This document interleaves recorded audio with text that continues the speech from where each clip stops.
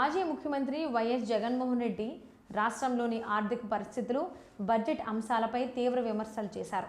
తాడేపల్లిలోని వైఎస్ఆర్ కాంగ్రెస్ పార్టీ కేంద్ర కార్యాలయంలో నిర్వహించిన మీడియా సమావేశంలో ఆయన మాట్లాడారు. కూటమి ప్రభుత్వం ఇప్పటికే 3 బడ్జెట్లు ప్రవేశపెట్టిందని, అసెంబ్లీ సమావేశాలు దాదాపు 16 రోజుల పాటు జరిగినప్పటికీ ప్రజలకు ఉపయోగపడే నిర్ణయాలు కనిపించడం లేదని వ్యాఖ్యానించారు. బడ్జెట్లో మోసాలు, కల్పిత లెక్కలే ఉన్నాయని ఆయన విమర్శించారు. కాగ్ నివేదిక ప్రకారం రాష్ట్ర ఆర్థిక పరిస్థితి ఆందోళనకరంగా మారిందని జగన్ అన్నారు. తమ ప్రభుత్వం 5 ఏళ్ల కాలంలో సుమారు 3.30 లక్షల కోట్ల రూపాయలు అప్పులు చేస్తే ప్రస్తుతం ఉన్న ప్రభుత్వం ఇప్పటికే 3.80 లక్షల కోట్ల రూపాయలకు పైగా అప్పులు చేసినట్లు పేర్కొన్నారు. తమ ప్రభుత్వం చివరి ఏడాదిలో 2.36 లక్షల కోట్లు ఖర్చు చేసి 1.73 లక్షల కోట్ల ఆదాయం వచ్చినట్లు చెప్పారు. అదే సమయంలో రెవెన్యూ లోటు 38,683 కోట్ల రూపాయలు, ద్రవ్య లోటు 62,720 కోట్ల రూపాయలుగా ఉన్నాయని తెలిపారు. ప్రస్తుతం ప్రభుత్వం చేపట్టిన ఖర్చులు పెరిగి ఆదాయాలు తగ్గిపోయాయని జగన్ విమర్శించారు.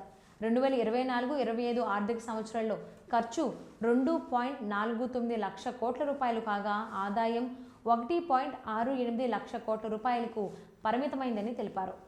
దీంతో రెవెన్యూ లోటు 60,285 కోట్ల రూపాయలు, ద్రవ్య లోటు 81,071 కోట్ల రూపాయలకు పెరిగిందని పేర్కొన్నారు. తమ ప్రభుత్వం 2019 నుంచి 2024 వరకు కోవిడ్ వంటి కఠిన పరిస్థితుల మధ్య కూడా ఎన్నికల హామీలను అమలు చేసిందని జగన్ అన్నారు. అయితే ప్రస్తుత ప్రభుత్వం అనేక సంక్షేమ పథకాలను నిలిపివేసిందని విమర్శించారు.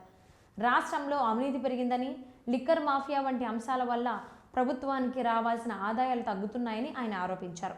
అలాగే విశాఖపట్నంలో విలువైన భూములను తక్కువ ధరలకు కేటాయిస్తున్నారని, రియల్ ఎస్టేట్ సంస్థలకు అనుకూలంగా నిర్ణయాలు తీసుకుంటున్నారని జగన్ ఆరోపించారు.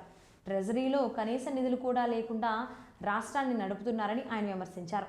కాగ్ నివేదికలో పేర్కొన్న అప్పుల వివరాలు మరియు అసెంబ్లీలో చెప్పిన లెక్కల్లో వ్యత్యాసాలు ఉన్నాయని, ఈ విషయంపై సంబంధిత అధికారులకు లేఖలు రాస్తున్నామని జగన్ తెలిపారు.